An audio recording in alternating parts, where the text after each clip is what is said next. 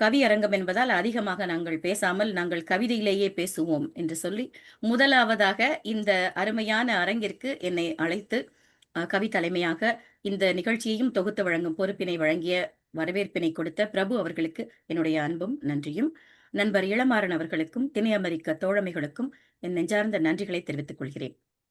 முதலாவதாக கவிதை பாட வருகிறார். இந்த ஹைக்கூங்கிறதுக்கு விதைக்குள் விருட்சத்தை அடைக்கக்கூடிய ஒரு முயற்சி. இதுதான் இந்த ஹைக்கூ. இந்த ஹைக்கூவை பாடுவதற்கு ஓவிய ஆசிரியரான ஷீலா ரமணன் அமெரிக்காவில் சான் ஆண்டோனியோவில் இருக்காங்க, டெக்சாஸ்ல. 4 புத்தகங்களை இதுவரைக்கும் எழுதி வெளியிட்டிருக்கிறாங்க. இன்னும் தொடர்ந்து கவிதைகள், கதைகள், பயணக்கட்டுரைகள் எழுதிட்டு வராங்க. இங்க இருக்கக்கூடிய தமிழ் சங்கத்துல 10 வருடங்களாக தன்னார்வல பணியும் செஞ்சுட்டு வராங்க. அரசன் மீடியால வீடியோ விஜே மற்றும் ரேடியோ ஜாக்கியாகவும் பணி செய்த அனுபவம் இவருக்கு இருக்கிறது. தமிழ்நாட்டில் பிரபல நாளிதழில் NRI வெளிநாட்டு நிருபராகவும் தொடர்ந்து பணியாற்றி வருகிறார். வாங்க தோழி, உங்களுடைய கவிதையை தாருங்கள். அனைவருக்கும் வணக்கம். நூலேணி பதிப்பகம் கன்னிக்கோயில் ராஜா அவர்கள். நான் அன்னைக்கு முதல் தடவை சொன்ன மாதிரி வானமே எல்லை, வானம் கூட எல்லை இல்லை, இந்த நூலேணியில் ஏறி சென்றால் உங்களுக்கு வானம் கூட எல்லை இல்லைன்னு சொல்லிட்டு எங்களுக்கு ஒரு அருமையான வாய்ப்புகளை தொடர்ந்து கொடுத்து கொண்டிருக்கிறார். அன்புடன் ஆனந்திக்கு பதிலா கண்டிப்புடன் அன்புடன் சேர்த்துக்கலாம். ஏன்னா எங்களுக்கு ஒரு உத்வேகமா, ஒரு சகோதரியா, ஒரு அன்னையா இருந்து பண்ணுங்க உங்களால முடியும், இந்த டயத்துக்குள்ள வாங்க, அந்த மாதிரி உத்வேகம் கொடுத்து கொண்டே இருக்கிறாங்க ஆனந்தி அவர்கள். அனைத்து வண்ண மயில்களுக்கும் நான் வணக்கங்களையும் தெரிவித்துக் கொள்கிறேன். நான் அடுத்து 1 நிமிடம் எடுத்துக்கொள்வதற்கு காரணம் பிரபு அவர்களுக்கு நன்றி, இளமாறன் அவர்களுக்கு நன்றி, அனைத்து தோழிகளுக்கும் நன்றி. இந்த 2 மாதங்களாக இந்த வண்ண மயில்கள் சிறகடித்து பறந்து கொண்டிருக்கின்றதே சொல்லலாம். எல்லா இடத்துலயும் எப்போ உங்க மயில்கள் புக் எங்க கிடைக்கும் மயில் புக்குன்னே வச்சுட்டாங்க, மயிலுனே கூப்பிட ஆரம்பிச்சிட்டாங்க. அந்த அளவுக்கு எங்களுக்கு பெருமை சேர்த்து கொண்டிருக்கும். உங்களுக்கு முதற்க நன்றியும் வணக்கமும். நான் எழுதிய சில ஹைக்கூ கவிதைகள் இருந்து சிலவற்றை உங்களுக்கு வாசித்து காண்பிக்க ஆசைப்படுகிறேன். கணக்கில்லா கூட்டம், மாநகரில் கும்பாபிஷேகம், விளக்கிற்கு எண்ணெய் தேடிய குருக்கள், கையோடு வந்தது கதவு, கரண்ட் பில் கட்டவில்லை, மகாராணி சீரியலில் மகாராணியாக நடிக்கும் நடிகை, கண்ணாடி காட்டிய கம்பீரம் தோள்பட்டையில் நின்றது, 40 முடிவெட்டிய நங்கை,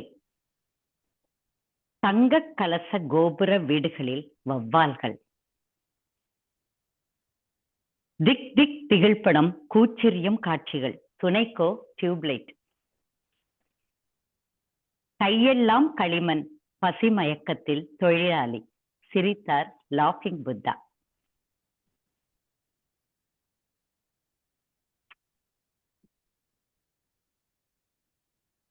அடிமேல் அடி வாங்கி வலிக்க தீட்டிய நகை, வெல்வெட் பெட்டியில் சுகமாய். ஒரு காலத்துல நாங்க ஏக்கத்தில் மடு, தொலைதூர மலைகள்,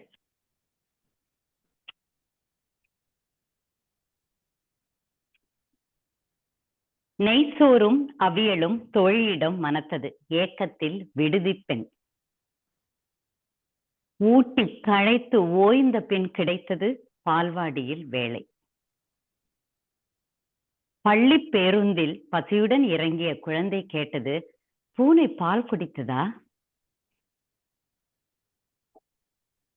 கடவுள் கொடுத்தது நன்கு வேலை செய்கிறது, வயிற்றில் பசி. ஊரறியும் அவள் நெருப்பென்று எண்ணிக் குளிர்கிறாள் ஒற்றை தாய். நன்றி, வணக்கம்.